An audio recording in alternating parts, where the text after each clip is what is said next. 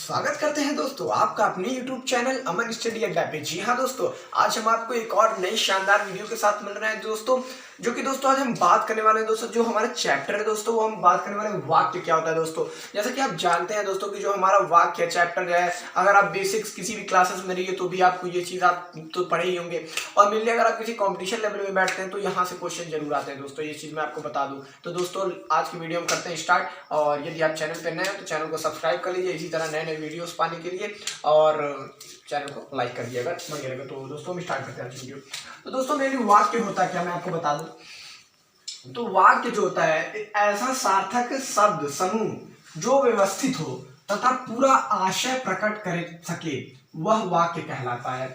देखिए आप पढ़े लेकिन आपको समझ में नहीं आएगा कि ये होता क्या है। मेनली इसमें क्या होता है दोस्तों कि ऐसा सार्थक शब्द समूह मतलब एक ऐसा शब्द या एक ऐसा समूह जो पूरा आशय प्रकट करे, उसे हम लोग क्या कहते हैं, वाक्य कहते हैं। जैसे मैं बोल दिया गया, वाह, आ रहा, तो आप क्या समझेंगे, कुछ नहीं समझेंगे। जा रहा, आ रहा, खा रहा, तो ऐसे आप कुछ नहीं समझेंगे। लेकिन यदि मैं यही बोल दूं कि अमन आया और वह खाना खाया, तो यह एक पूरा आशय प्रकट कर रहा है, एक पूरा स्टेटमेंट प्रकट कर रहा है दोस्तों। तो इसी तरीके से जो चैप्टर मतलब ये जो टॉपिक है, इसी बेस पे कि पूरा आशय प्रकट करें, वह वाक्य कहलाता है।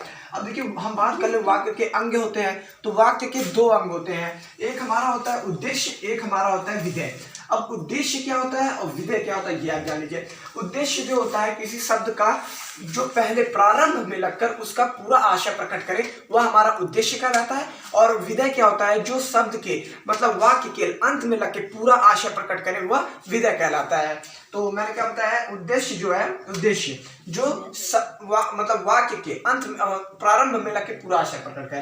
जैसे यहाँ दिया हुआ राहुल खाना खा रहा है, तो यहाँ राहुल जो हमारा वो उद्देश्य है, या राहुल जो हमारा वो उद्देश्य है, ठीक है। और वैसे वह जा रहा है, तो जा रहा है यहाँ पे विधेय हो गया, ठीक है, क्योंकि यहाँ पे सबसे पहले ये राहुल आ रहा है, तो राहुल एक संज्ञा है जो कि राहुल को मतलब प्राथमिकता जिसको मिल रही है, इसलिए उद्देश्य हो जाएगा। और उद्देश्य हमेशा प्रारंभ में लगता है, विधेय हमेशा लास्ट में लगता है। जैसे अमन गांव जा रहा है, तो यहाँ अमन के जो यहाँ पे अमन है, ये जो संज्ञा है, इसको यहाँ पे प्राथमिकता पहले मिल रही है, तो अमन गांव जा रहा है, तो ये हमारा उद्देश्य हो जाएगा। गोलू मार खाया है, तो गोलू जो है वो मार खाया है, तो गोलू क्या हो जाएगा, यहाँ पे हमारा संज्ञा हो जाएगा, जो कि हमारा उद्देश्य हो जाएगा।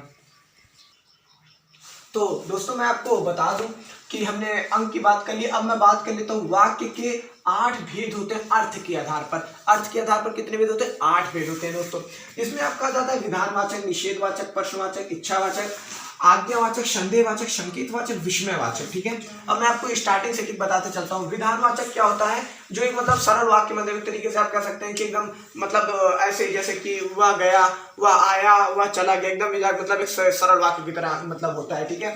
अब निषेधवाचक जिसमें मतलब किसी चीज को नहीं, जहाँ पे नहीं शब्द उत्पन्न होता, ना करो, ये ना करो, जैसे वह नहीं पढ़ रहा है, वह नहीं जा रहा है, तो ये सब निषेधवाचक वाक्य में आ जाता है। अब प्रश्नवाचक वाक्य क्या होता है, प्रश्नवाचक बहुत ईजी होता है। प्रश्नवाचक जिसमें आपसे प्रश्न पूछा जाए, वो तुम कहाँ गए थे, तुम क्या कर रहे हो, तुम कब आओगे, तुम कब जाओगे, इस तरीके से जब आपको प्रश्न पूछे जाते हैं तो वो प्रश्नवाचक में आ जाता है। इच्छावाचक जहाँ पे आप इच्छा व्यक्त करते हैं वाक्य में, जहाँ पे आपको कोई वाक्य लिखा वहां पे आपको दिख रहा है कि हाँ इच्छा पूछी जा रही है, जैसे कि मुझे समोसा खाने का मन है, अमन को समोसा खाने का मन है, गोलू को डंडा खाने का मन है, स्कूल में डंडा मारा जा रहा है, गोलू को डंडा खाने का मन है, तो वो हमारा इच्छावाचक में आ जाएगा, ठीक है। तो उसके बाद हम बात कर ले आज्ञावाचक। तो आज्ञावाचक क्या होता है हमारा, मेनली इसमें पालन करना पड़े, मतलब कोई मतलब अगर वाक्य में आपको देख के लग रहा है कि वहां पे किसी चीज का पालन किया जा रहा है, ठीक है, वो आज्ञावाचक। जैसे कि आज्ञा का पालन मतलब कि तुम वह दरवाजा बंद कर दो, तो यहाँ पे उसको मतलब वो आज्ञा का पालन कर रहा, दरवाजा बंद कर रहा है, ठीक है। उसी तरीके से हमारा संदेहवाचक, संदेहवाचक जिसमें संदेह हो, जैसे शायद आज वर्षा होगी, शायद, अगर शायद जैसे शब्द अगर आपको दिखेंगे तो आप कर देंगे, ठीक है, मतलब शायद तरह के।